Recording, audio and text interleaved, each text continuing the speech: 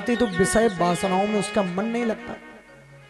तपस्या में बद्रिक आश्रम में बैठे हुए हैं। अब इंद्र को चिंता हो गई कि नर नारायण जैसे मुनि तपस्या में बैठे हैं, जिसके पास गद्दी होती बड़ा चिंतित होता गद्दी के लिए कि कोई छुड़ा ना ले। तो गद्दी वालों को बड़ी चिंता होती है। बोले महाराज, अच्छा आप लोग ऐसा मत सोचना कि आप भी तो गद्दी में बैठे हुए, इसको गद्दी नहीं बोलते, इसको व्यास पीठ बोलते हैं, है ना। मैं गद्दी पर नहीं बैठा, जो हल्का होता है वो हमेशा ऊपर होता है और भारी वाला पड़ रहा हमेशा नीचे होता है। आप लोग महान हैं।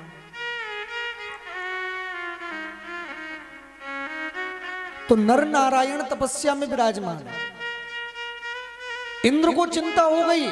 इंद्र ने सोचा कि यदि इनकी तपस्या पूर्ण हुई, इनको वरदान मिला, तो ये तो इंद्रासन को भी कहीं मेरी गद्दी ना छूट जाए। जिसके पास गद्दी उसको गद्दी की चिंता, अपने को काई की चिंता।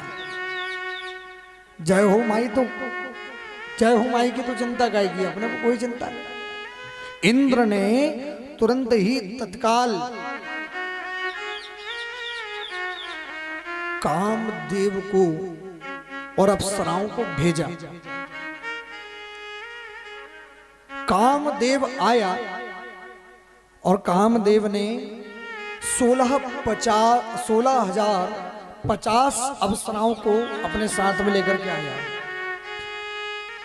कामदेव ने इंद्र से कहा कि महाराज ये तो तपस्या में लीन है, और जो माया बीज काम बीज बाग बीज में लीन हो उसे बस में करना तो मेरे भी बस की बात नहीं है। देवी भक्तम बसे करदम ना हम सक्तः कदाचन कामराजम महावीजम चिंतयन्तम मनस्यलम। बोले जो मन में काम बीज बाग बीज माया बीज का जप करता है उसको बस में करना मेरे भी बस की बात नहीं। कामदेव ने फिर भी इंद्र के कहने पर अपना पूरे प्रभाव का विस्तार किया। जब कामदेव ने अपना प्रभाव फैलाया तो बेलियां अपने आप वृक्षों से लिपटने लगी। बसंत ऋतु का आगमन हो गया। पांचों बाण जब छोड़े तो जब काम शरीर के भीतर आता है ना, तो आप विचार करके देखना कभी कि काम हमारे लिए कितना हानिकर है। हम सब कुछ भूल जाते हैं उस काम के पीछे। जितनी भी सच्ची अच्छी बातें होती है ना वो भी निकल जाती है काम के समय। तो कामदेव ने अपनी माया का विस्तार किया।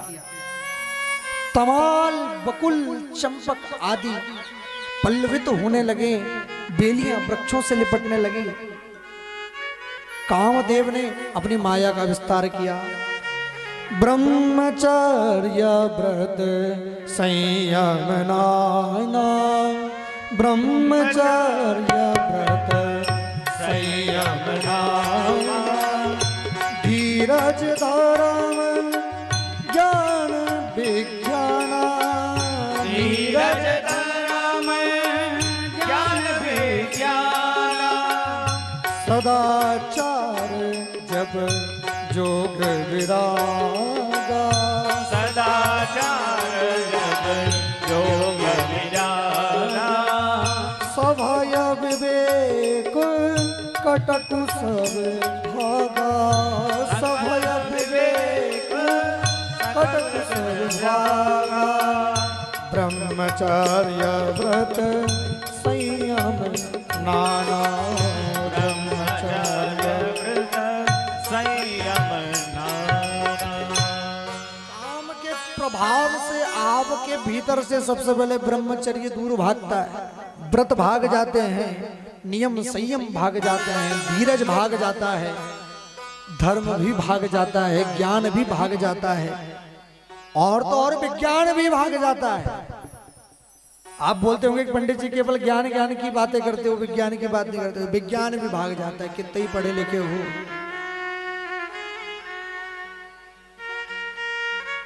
लेकिन जो भगवती की पूजन में, भगवती में मन को रमाए हुए हो, उसके ऊपर ना काम कभी कुछ असर नहीं होता। बोलिए जय माता।